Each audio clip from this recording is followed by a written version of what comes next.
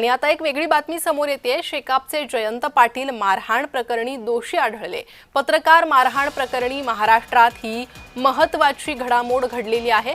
हर्षद कशाळकर यांना मारहाण केल्याच्या प्रकरणात शेकाप सरचिटणीस जयंत पाटील यांना अलिबागच्या मुख्य न्यायदंडाधिकाऱ्यांनी दोषी ठरवलंय। 1 वर्ष चांगल्या वर्तणुकीचं हमीपत्र आणि 5,000ची नुकसान भरपाई देण्याचे आदेश न्यायालयानं दिले। 2019च्या लोकसभा निवडणूक मतमोजणी दरम्यान मतमोजणी केंद्रात घुसून जयंत पाटील यांनी तुम्ही पत्रकार काहीही बातम्या छापतात असं म्हणत हर्षद कशाळकर यांना मारहाण केली होती। या प्रकरणी 24 मे 2019 रोजी अलिबाग पोलीस ठाण्यात जयंत पाटील पंडित उर्फ सुभाष पाटील आणि अभिजित कडवे यांच्यावर गुन्हा दाखल करण्यात आला। अलिबाग पोलीस निरीक्षक केडी कोल्हे यांनी या प्रकरणाचा तपास करून अलिबाग येथील न्यायालयात दोषारोपपत्र सादर केलं होतं। तर जयंत पाटील मारहाण प्रकरणी दोषी आढळलेले आहे। पत्रकार मारहाण प्रकरणी ही महत्त्वाची घडामोड घडलेली आहे। शेकापचे जयंत पाटील मारहाण प्रकरणी दोषी आहेत। पत्रकार मारहाण प्रकरणी महाराष्ट्रात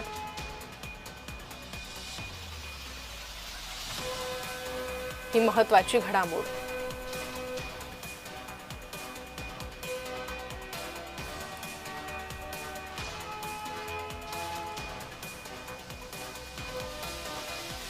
तर याच संदर्भात SM देशमुख पत्रकार संघटक हे आपल्यासोबत बातचीत करण्यासाठी जोडले गेले आहे।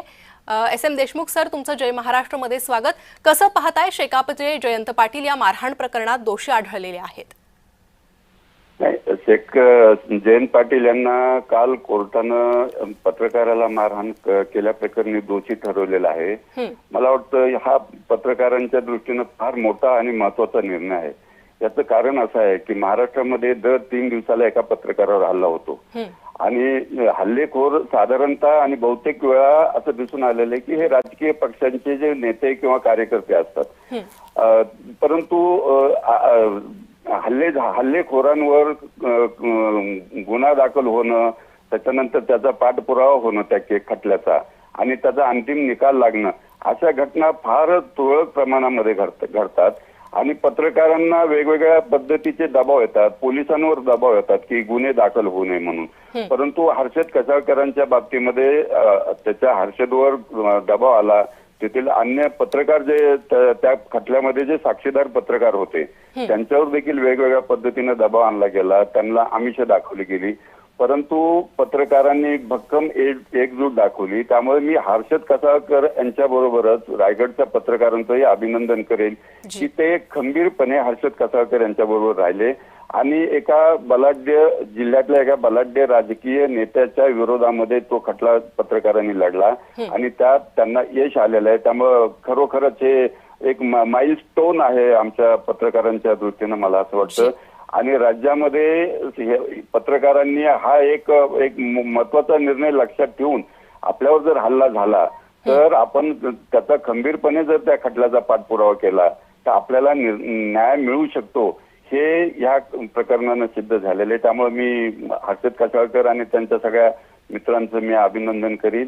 आणि आपल्या सगळ्यांना माहित आहे की रायगड जिल्ह्यामध्ये शेकापचं प्राबल्य होतं त्या काळामध्ये, ज्यावेळेस 2019ला हल्ला झाला त्यावेळेस मोठ्या प्रमाणामध्ये ताकद होती शेकापची आणि पाटील कुटुंबांचं जे दहशत तिकडे असायची, अशा सगळ्या परिस्थिती विरोधात असताना देखील हर्षद कशाळकर यांनी न डगमगता ही केस लढली। मला आठवतंय की ज्यावेळेस मारहाण झाली त्यावेळेस रायगड प्रेस क्लब असेल किंवा अखिल भारतीय मराठी पत्रकार परिषद असेल, या सगळ्या संघटनांनी एकत्र येऊन त्याच्या विरोधामध्ये एक भव्य मोर्चा रायगड अलिबागमध्ये काढला होता आणि त्यावेळेस देखील असं ठरवलं होतं की आपण कायम शेवटपर्यंत हर्षद कशाळकर यांच्या बरोबर राहायचं।